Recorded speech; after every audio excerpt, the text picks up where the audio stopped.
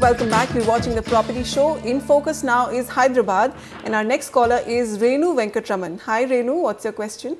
Hi, I live in Somajiguda on rent, and I'm looking for 2 BHK property for end use.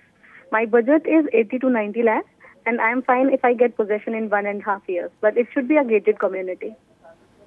Okay, Hyderabad, 80 to 90 lakhs, preference for a gated community. The micro market that we've selected for you is Madhapur. This is because this is very close to the IT hubs, and this is both from an end use perspective and from an investment perspective a good place to be in, and it has some gated communities from reputed developers, which is something that you would require as per your requirement. And I'll come to the key data points of this area. Although the inventory overhang is 25 odd months now in this region, but the price appreciation has been decent. It's been 20% or 8% on an annualized basis. From a Hyderabad standpoint, it's pretty decent. The weighted average price of the market today stands at 4,500 rupees a square foot. So this is where you will be able to get decent sized apartments in your given budget. The first recommendation is Vaishnavi Pride by Vaishnavi Estates. This project is trading at a 5250 price point. Project is under construction, structure is ready. It will be ready by 2015 in your given time frame. It has basic amenities, but it has a gym inside the complex. It's strategically located in Madhapur with very good infrastructure around it, like a hotel, you have a biodiversity park and a school as well. Then the second project is Sterling Court 2. This is by Pradeep Constructions. This is a standalone building with 3 wings. This project comes with basic amenities like children's play area and community hall. This project is also approved by all the top banks, and infrastructure in around 2 kilometers of this project is very well done. The last project is Rishi and Swarna Classic Cubics Ventures. This project is trading at 4,800 rupees. This is also a standalone building. All sanction plans are in place. It's diagonally opposite the Westin Hotel, Madhapur, and the corporation is planning 2 parks around the project as such.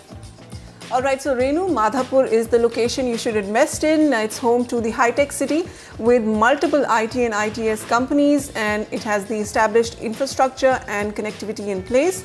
3 recommendations for you: Vaishnavi Pride by Vaishnavi Estates, Sterling Court Phase 2 by Pradeep Constructions, and Rishi and Swarna Classic by Cubex Ventures. Now, resolving the Telangana crisis and the subsequent formation of a new South Indian state has meant that good days are back for Hyderabad, with many expecting the market to now take a bullish turn after many years of lull. Which markets should you be looking at in Hyderabad, and what does the new KCR government have in store for developers in this region? Jude Sanit reports. In the beginning, there was Andhra. Now, there's Telangana too. A chip off the old block, India's youngest state has already begun displaying the same traits that made Andhra Pradesh an investor's haven. And that's something that could rub off on the city's stagnant property markets. At least, that's what these scenes at Kradai's property show seem to suggest. While it comes as no surprise that Hyderabad's real estate could see its best days in the next few years, the real good news for both developers and buyers in this market is the kind of initiative that the state government has taken towards residential development.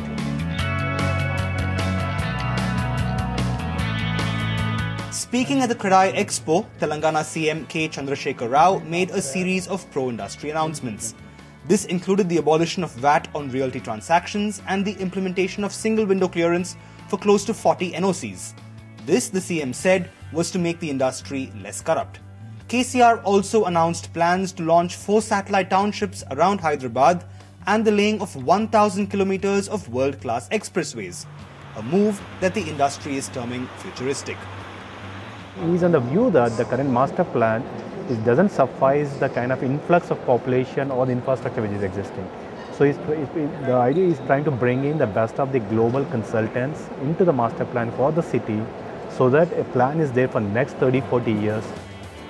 Back at the Expo, 100 developers began a long-awaited chance to promote nearly 500 residential projects. Micro-markets like Kukatpally with major infra projects were hot on the buyer's wish list, while revenue-generating corridors like the IT Investment Region or ITIR were not far behind.